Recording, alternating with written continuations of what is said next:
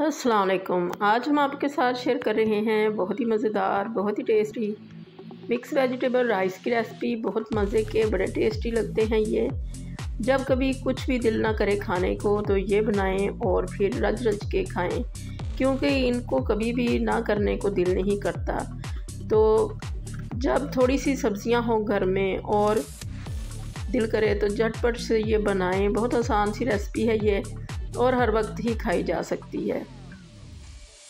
इसको बनाने के लिए हमने सबसे पहले लिया है एक पैन। इसके अंदर डाल लिया है हाफ कप ऑयल, और अगर आप घी से बनाना चाहते हैं तो घी डाल लें।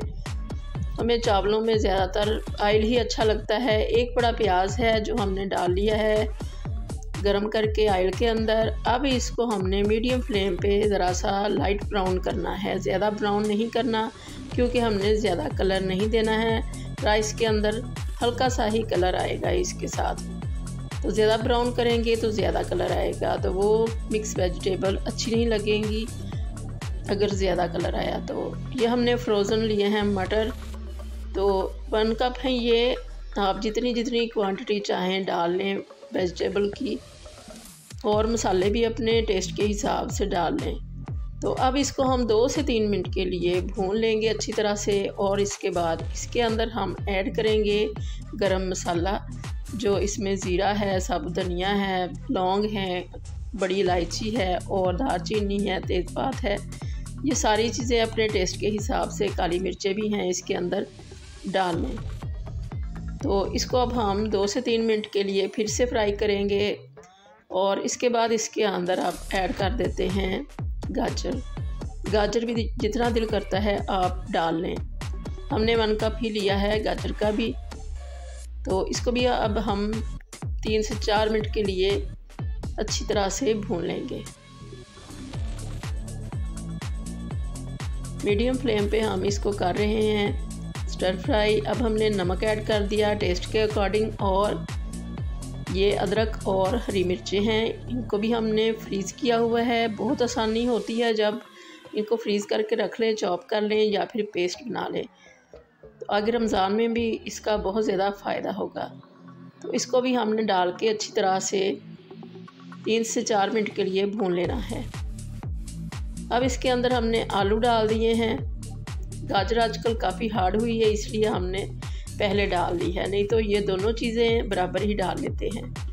तो अब हमने इसको फिर से 2 से 3 मिनट के लिए फ्राई करना है अच्छा सा, और फ्राई करने के बाद इसके अंदर पानी ऐड कर दिया, ताकि जब चावल हम डालेंगे तो पूरा आ जाए। अगर कम होगा तो फिर हम बाद में और डाल लेंगे।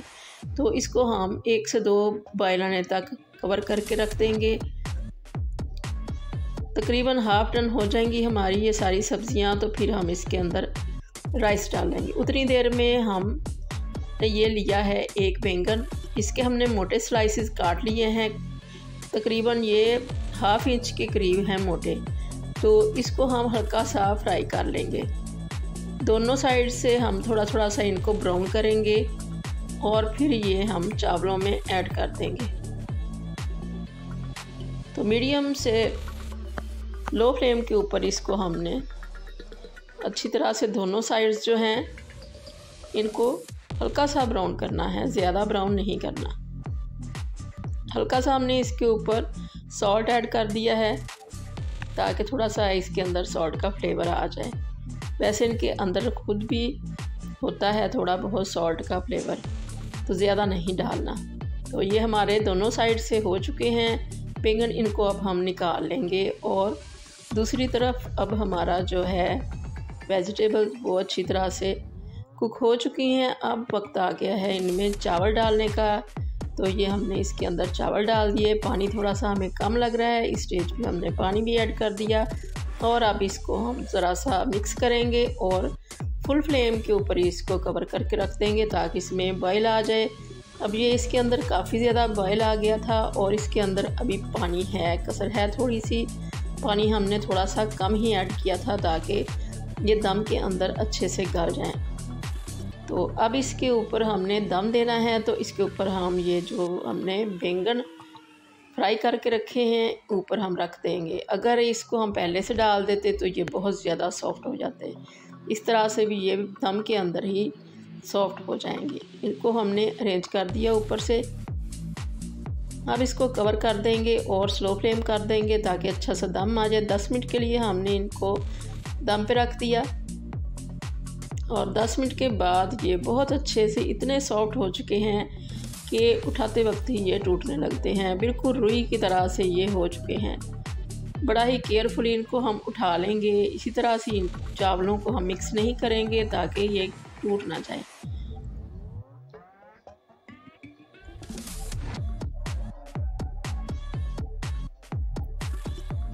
फिर भी ये एक टूट गया है।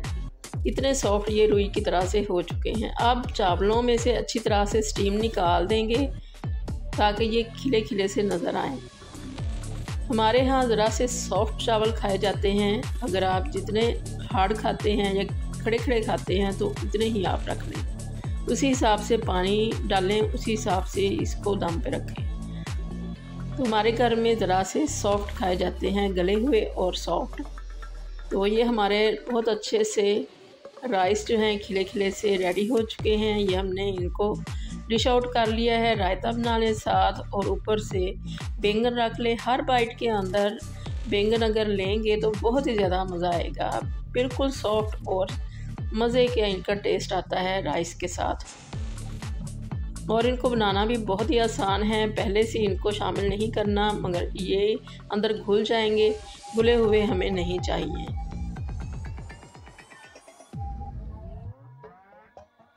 ये देखिए कैसे रुई की तरह से ये हो चुके हैं। हर बाइट में चावलों के साथ साथ इनको भी लेंगे तो बहुत ज़्यादा मज़ा आएगा। अल्लाह करे आपको ये रेसिपी बहुत ज़्यादा पसंद आए और आपकी बहुत अच्छी बने। सिंपल सी रेसिपी है मगर खाने में बहुत ही आला है। तो दुआ में याद रखिएगा। अल्लाह हाफिज़।